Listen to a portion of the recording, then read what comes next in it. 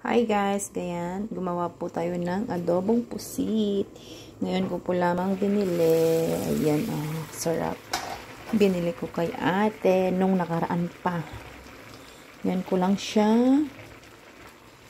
na nalutuin.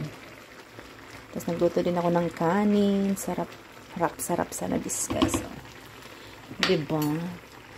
But I don't have suka, guys. Walang lemon pa din.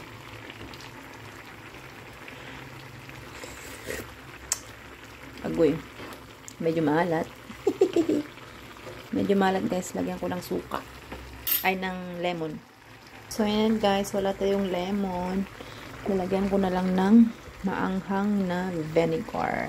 Dato puti. Ayan. Lagyan natin siya to. After ng medyo maluto konti. Let's check kung naluto na ba to, guys. Kasi sabi, huwag daw masyadong iluto yung pusit. Kasi 3 minutes na lang daw siya, tapos maluluto na siya. Let's check, guys.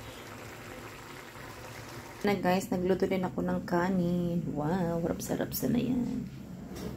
Diba? Yan, sarap na guys. Nilagyan ko ng dato puti na spicy. Sarap na siya. Masarap ang ating pusit. Nilagyan ko ng konti ng tubig kasi maalat siya. Kaya. Pero masarap naman. Masarap, medyo manghang. Konting manghang.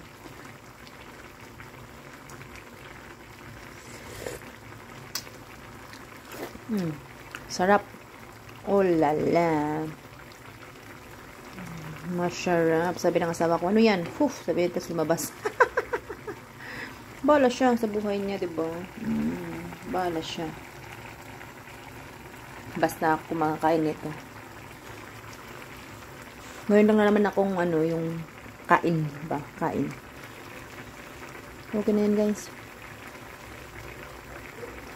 Madaming tubig. Adobo. Alapatring. So na guys, ayan, luto na po siya. Ayaw ko kasi yung parang gum siya. Ayan, bye.